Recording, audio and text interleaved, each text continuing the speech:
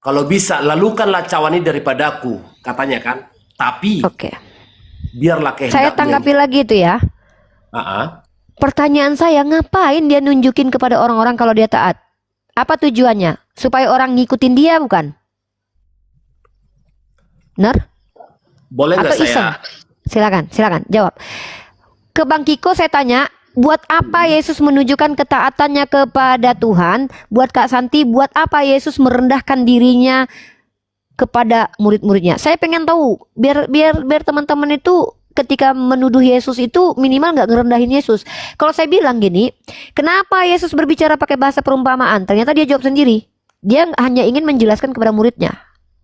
Artinya saya bisa tunjukkan alasan yang tidak melecehkan Yesus. Jangan bilang Yesus gabut loh. Masa pekerjaan sebesar itu tuh gabut? Nggak mungkin. Tuhan lo ngutus dia ke dunia lo, nggak main-main loh ya. Ada CEO nyamar, bisa jadi dia ingin menginspeksi perusahaan, mana nih yang sopan, mana nggak sopan. Ada manfaatnya, bagus. Nah kalau Yesus ngapain? Ngapain dia nih harus rendahin diri, harus jadi manusia, harus banyak pertanyaan nanti. Silakan dijawab. Ini penting supaya Kak Santi terstimulus berpikir bahwa dugaan Yesus merendahkan diri itu fitnah keji terhadap Yesus. Nanti saya tunjukkan, saya bongkarkan nanti. Fitnah kejam terhadap Yesus. Ya, baik Uni, saya coba jawab. Dia merendahkan diri atau merendahkan hatinya, tidak mengatakan langsung jika dia Tuhan itu sendiri, karena dia masih menjadi manusia ketika dia berbicara itu. Dan ini saya pakai dalil di Yohanes 6 ayat 38. Sebab aku telah turun dari surga bukan untuk melakukan kehendakku, tetapi untuk melakukan kehendak Dia yang telah mengutus aku. Berarti dia di situ memposisikan dirinya sebagai utusan. Maka sebab itu dia tidak berbicara langsung jika dia Tuhan itu sendiri. Begitu. Berarti dia ingin Kak Santi kenal dia sebagai apa? Ya, di sini yang saya memang jadi sesuai jadi judulnya Bang Loading, Oten bingung dengan Bible gitu kan. Masya Allah. Bu Santu bingung ya. Oke. Iya, Makasih, Bu karena Santi, masalah sudah saya bingung. itu bingung menjelaskan ketuhanan Yesus, tapi tetap masih tetap percaya sama Dia dan melakukan Masih. perintahnya. Tapi memang karena dia gini, dia utusan, dia Tuhan, ini adalah firman yang sering kontradiktif atau tidak konsisten dalam kitab Injil terutama gitu ya. Nah, makanya saya mau ditantang dengan pertanyaan-pertanyaan gini untuk saya pelajarin lagi gitu. Bagaimana Saya kasih sedikit wawasan. Saya mau membagikan pemahaman saya ke Kak Santi. Semoga Allah memudahkan lisan saya, membuat Kak Santi paham malam ini betapa kejamnya orang-orang yang mengatakan Yesua itu merendahkan diri ya. Oke. Sekarang kita gini, kita katakan Yesus itu merendahkan diri. Coba, saya mau tahu yang mengatakan Yesua merendahkan diri itu siapa? Seperti mengatakan dia terkutuk di Galatia pasal 3 ayat 13, mengatakan bahwa dia merendahkan diri di Filipi pasal 2 nomor 6. Kita tahu itu adalah surat-surat Paulus. Kak Santi, sebenarnya Yesus itu tidak pernah mau direndahkan dan dihinakan. Dari mana Unirifa tahu? Dari mulut Yesus sendiri. Yohanes pasal 17 nomor 1, silakan Kak Santi baca. Yesus itu meminta kepada Bapa, ya Bapa, telah tiba saatnya permuliakanlah anakmu. Mustahil orang yang minta dimuliakan merendahkan diri itu mustahil. Tapi kita lihat Filipi pasal 2 ayat 6, dia mengosongkan diri, berkenosis. Galatia pasal 3 ayat 13, dia dijadikan kutuk. Itu kehendaknya Paulus, perkataan Saulus. Tapi Yeshua HaMasiah itu meminta kepada Bapa untuk dipermuliakan. Jangan tuduh dia lagi untuk minta direndahkan. Ya, yang merendahkan dia itu orang Yahudi. Tapi Kristen membenarkan, tapi penjelasannya seolah didamaikan antara tuduhan Yahudi kepada Yesus dengan ajaran doktrin gereja. Oh iya, dia itu dihakimi sama Pontius Pilatus memang gak ada dosanya. Tapi dia menyamakan dirinya dengan Bapa sehingga itu menghujat Bapa. Kalau begitu jawaban umat Kristen, maka Yahudi yang membunuh Yesus tidak boleh dikatakan berdosa. Karena memang dalam Taurat dikatakan penghujat Tuhan harus mati. Kristen mengatakan iya, dia memang menghujat Tuhan dengan menyamakan dirinya. Ini fitnah yang dirubah maknanya menjadi indah sekali. Fitnah Yahudi dipercaya sama orang Kristen tapi diperbagus alasannya. Contoh, iya dia emang mati terkutuk di tiang salib, tapi kan menebus dosa kita. Ralat dulu sedikit yang tadi. Tidak pernah Pontius Pilatus menjatuhkan hukuman atas dia. Betul. Tapi enggak, tadi Uni Rifa saya Bukan, Pontius Pilatus itu tidak menemukan kesalahan pada diri Yesus. Sorry Oke, kalau itu. ya, setahu saya itu. Bukan saya mengatakan Pontius Pilatus menjatuhkan hukuman. Pontius Pilatus itu tidak menemukan tidak kesalahan. menemukan. Artinya secara pengadilan ini orang tidak bersalah sama sekali. Iya. Tapi dia dikatakan terkutuk itu karena Yahudi menganggap dia merendahkan Tuhan. Kami umat Islam membantah tuduhan Yahudi. Kami bilang tidak. Dia tidak pernah merendahkan Tuhan. Mari kita tanya sama Yesus. Apakah dia pernah merendahkan Tuhan? Apa kata dia? Ya, Bapa lebih besar daripada aku. Aku tidak dapat berbuat apa-apa dari diriku sendiri. Ya Bapa, biarkanlah cawan ini berlalu. Diksi mana Yesus merendahkan Bapa? Oke, kalau Tapi aku ada bertanya satu sama diksi. Uni, Sebentar, aku nanya. sedikit terakhir. Ada diksi yang dianggap Kristen bahwa itu menyamakan diri. Aku dan Bapa satu. Ah, ini lucu nih. Pernyataan yang kemudian Yesus bilang juga, ya Bapa jadikan mereka satu sebagaimana engkau dan aku satu. Dikatakan ini penghinaan. Nah, jadi teman-teman Kristen itu menafsir ayat-ayat tidak eksplisit atau implisit, kemudian ditafsir menggunakan tafsiran yang, independen. Kalau Protestan itu sesuka-sukanya masing-masing. Kalau Katolik itu punya magisterium. Bahwa ini maksudnya Yesus itu satu hakikat. Gimana mau satu hakikat, Bapa, Roh, Yesus manusia? Itu udah nggak sesuai. Nah, jadi betul kata Kak si Hombing, Kak Santi ini, saya baru menemukan satu-satunya umat Kristen sepanjang bertahun-tahun diskusi yang betul-betul mencerna penjelasan saya itu, yang betul-betul strike to the point. Yang saya tanya itu yang dijawabnya Kak Santi. Jangan terlalu muji-muji, Kak. Enggak, ini bukan pujian, ini pengalaman pribadi. Iko tahu Uni Rifa siapa? Orang Sumatera Barat. Saya nggak perlu muji-muji Kak Santi, nggak ada guna dan nggak ada untung bagi saya pribadi. Tapi saya lanjut. selama ini kalau diskusi itu jarang pertanyaan saya dijawab. Bahkan banyak orang Kristen itu menjelaskan yang saya nggak nanya. Tapi Kak Santi dia fokus ke poin saya. Dia berusaha untuk menjawab. Walaupun jawabannya itu masih terbantahkan. Jadi gini Kak Santi, izin ya. Islam itu gini Kak, saya masuk ke Islam sedikit ya. Kalau saya Oke, menjawab boleh. Islam nggak, kalau saya ditanya saya menjawab itu jarang muncul pertanyaan lain tuh. Contoh, siapa Tuhanmu? Allah. Nggak ada pertanyaannya Allah yang mana? Allah yang bagaimana? Nggak ada. Walaupun ada pertanyaan, bagaimana Allahmu? Laisa kamitslihi syai'un. Terkunci semua nggak menimbulkan ribuan pertanyaan lagi. Tapi kalau Kristen nggak, apapun penjelasan umat Kristen akan menimbulkan 1000 pertanyaan orang seperti saya. Kalau berhadapan dengan orang Islam yang diperintahkan untuk afala yataqilun, satu jawaban Kristen akan menimbulkan 1000 pertanyaan kami. Contoh tadi itu. Oh itu maksudnya dia lagi bicara karena posisinya kan lagi di dunia. Dia ingin sekali merendahkan diri. Maka muncul pertanyaan, buat apa dia kayak gitu? Kan dia minta dimuliakan. Ngapain dia harus begitu? Apa manfaat langsungnya? Masa tindakan dia tuh kayak nggak ada, kayak buih aja gitu, nggak ada hikmahnya. Nah jadi saya ingin Kak Santi, mari kita berhenti untuk menjawab pertanyaan itu, kemudian jawaban itu konsekuensinya merendahkan Yeshua. Karena saya mencintai dia gitu loh. Kak Santi tentu juga kan. Nah jadi gitu. Kalau Kak Santi bilang dia merendahkan diri, itu fitnah keji. Karena dia tidak minta direndahkan, justru dia minta dimuliakan. Wallahu a'lam bishawab. Silakan. Aku masuk sedikit Kak Uni Rifa. Dari semenjak diturunkan nabi-nabi, rasul, hakim-hakim, bahkan sampai raja. Akibat apa? Karena kan ketegak-tengkukan bangsa Israel, sedikit melanggar, sedikit taat, melanggar, taat, taat, melanggar, melanggar, taat. Kan bolak-balik kan? Maka hadirlah Yesus untuk menggenapinya. Dari nabi-nabi, hakim-hakim, sampai rasul, sampai raja. Menggenapi apa, Bang? Karena ketidaktaatan. Menggenapi apa? Inilah. Itu semua ketidaktaatan. Jangan bilang menggenapi ketidaktaatan, maksudnya Yesus Saya juga nggak ada nggak bahasa taat. menggenapi. Saya nggak ada bahasa menggenapi, nggak. Tadi kan Abang bilang dari Tidak raja-raja Israel, nabi-nabi Israel, Yesus menggenapi. Ya menggenapi apa? Yesus itu memang menggenapi, Bang, tapi menggenapi hukum Taurat. Yang digenapi itu hukum, bukan nubuatan. Karena semua nabi itu menggenapi nubuatan. Karena nabi itu Oke, semua ulangi. dinubuatkan.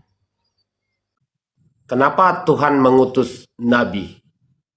Untuk Yang menyampaikan kami- firman. Ya, Ulangan karena satu 18:18. ketidaktaatan juga hadir di sana. Bangsa Israel hanya 2 orang yang sampai kepada tanah perjanjian karena ketidaktaatan. Terus? Semua masa generasi itu metong. Ya terus masalahnya apa?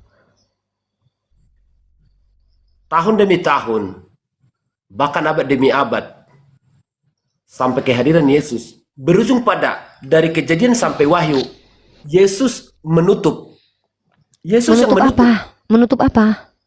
Kitab ini kan Yesus. Nih. Iya, menutup apa Yesusnya? Dan nanti yang datang siapa? Yesus juga. Bang, Tidak ada izin di sini. Bang ya, izin. Oke. Kita nih bicara nih terkorelasi Bang, omongan kita Bang. Oke. Manusia sudah jahat, tidak taat, terus Yesus datang ngapain?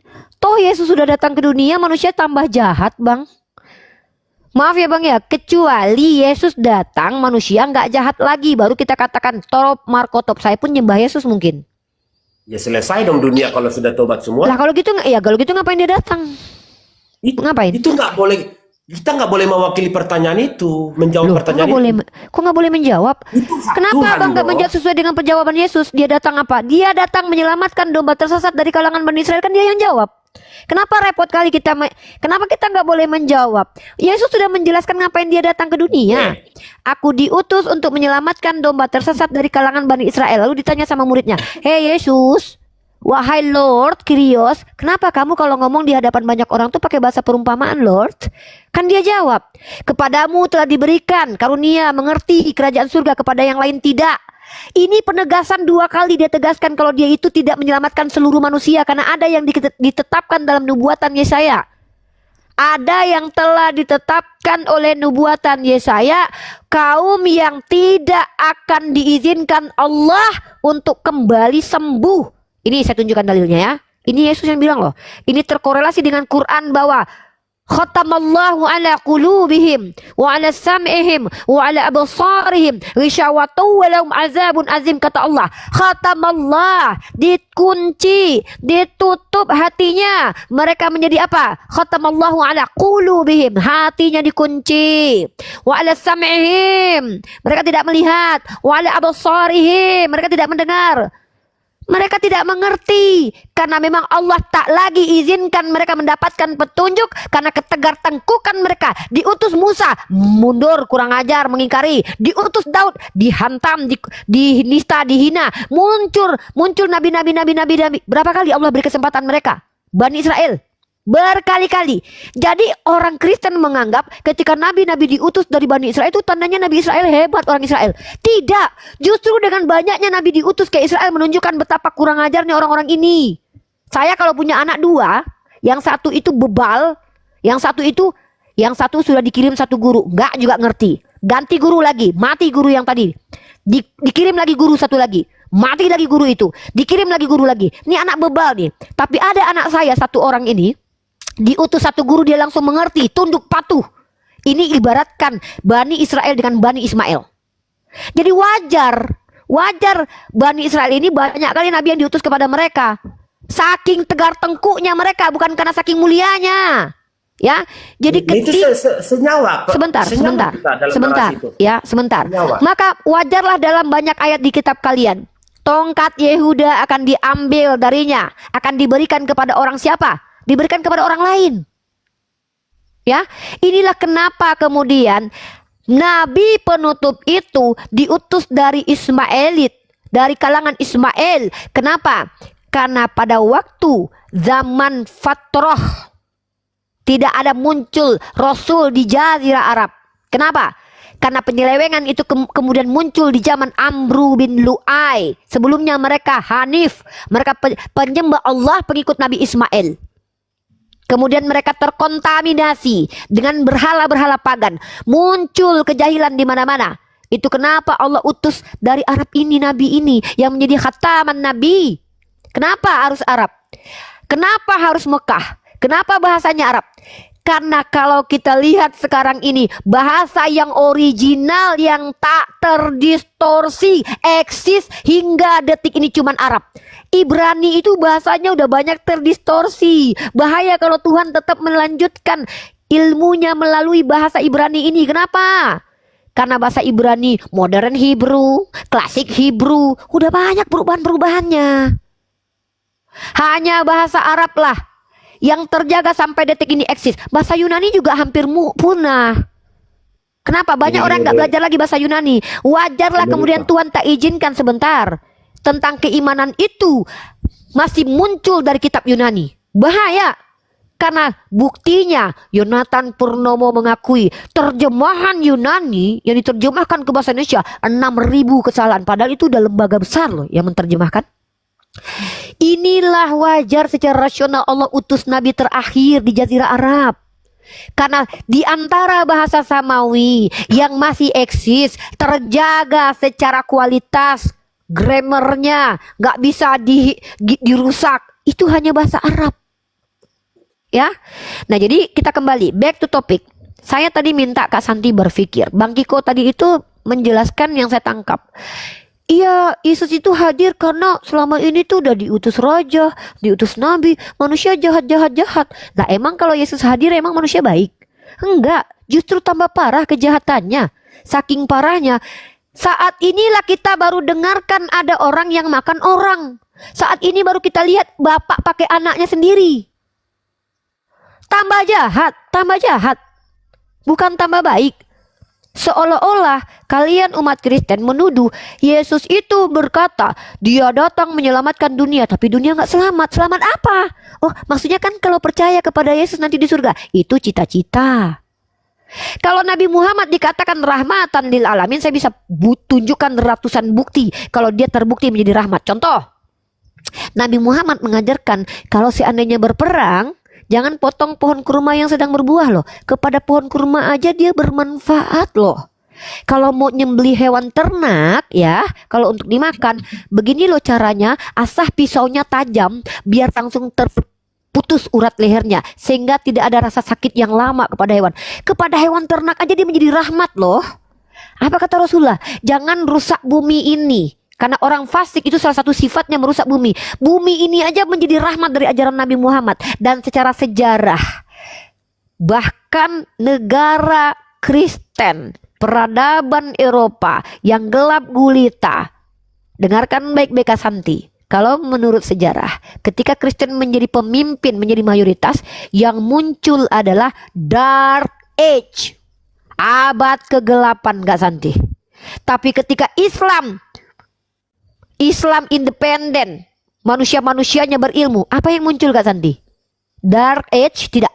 Dark Age, no. Golden Age. Masa keemasan. Ini timpang antara masa Islam dan masa peradaban Islam dan Kristen nih. Ini bukti Kak Santi, saya sedang menunjukkan secara dalil terbantahkan keyakinan kalian. Secara fakta, kalau kalian bilang dia datang menyelamatkan, tapi mohon maaf tidak bisa dibuktikan, maka ini hanyalah klaim. Oh, Allah kan juga klaim mengatakan dia pencipta. Cara membuktikan bahwa Allah adalah Tuhan pencipta, buktikan nabi ini nabi benar. Buktikan kitab ini kitab benar. Kalau sudah terbukti nabinya benar, kitabnya benar, pasti isi di dalamnya benar. Segala isi, baik yang transenden, yang imanen, baik yang biologik dan logik, itu pasti benar. Begitu cara saya membuktikan Islam itu benar. Nah jadi, kalau kita bicara tentang Yesus yang menjadi polemik sejak konsili Nikea itu Kak Santi, itu keilahian Yesus Kak. Dan kakak bayangkan berapa kali konsili Nikea, berapa kali konsili? Hampir 20 atau lebih. Apakah berhasil Kak?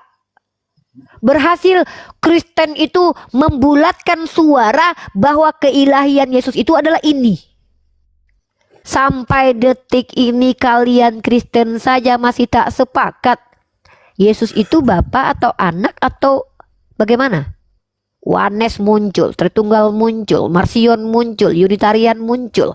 Ini bukti kalau Bible tak bisa memberikan petunjuk. Semakin dibaca semakin bingung. Makanya judul Bang Loading ini, Oten bingung dengan Bible. Itu adalah hal yang tak bisa dibantah sampai kiamat.